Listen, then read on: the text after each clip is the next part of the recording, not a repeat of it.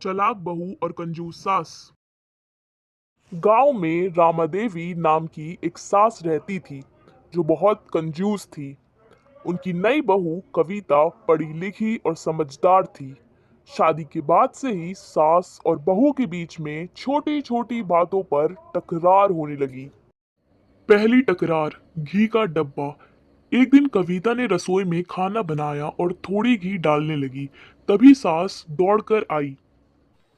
अरे बहू, इतना घी क्यों डाल रही हो? घी बहुत महंगा आता है। माँ जी, घी से खाना स्वादिष्ट और सेहतमंद बनता है। बहू, सेहत बाद में देखेंगे, पहले खर्चा बचाना जरूरी है। कविता ने सोचा कि सास को सबक सिखाना जरूरी है। चालाक बहू की तरकीब। अगले दिन कविता ने रसोई में खाना बनाते समय जानबूझकर हल्की आवाज में बड़बड़ाना शुरू कर दिया। अजीब बात है, माँ जी का घी वाला डब्बा कभी खाली ही नहीं होता। लगता है ये जादुई डिब्बा है।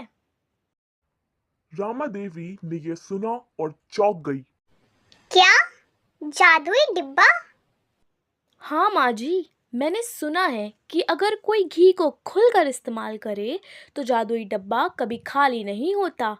लेकिन अगर कोई घी बचाने की कोशिश करे तो यह जल्दी खत्म हो जाता है। रामा देवी को लगा कि कहीं सच में ऐसा ना हो। उन्होंने तुरंत बहू से कहा। अरे बहू, फिर तो घी अच्छे से डालो, जादू बना रहना चाहिए। कविता मन ही मन हंस पड़ी। अब से घी पर कोई रोक टोक नहीं थी। अंत में सीख।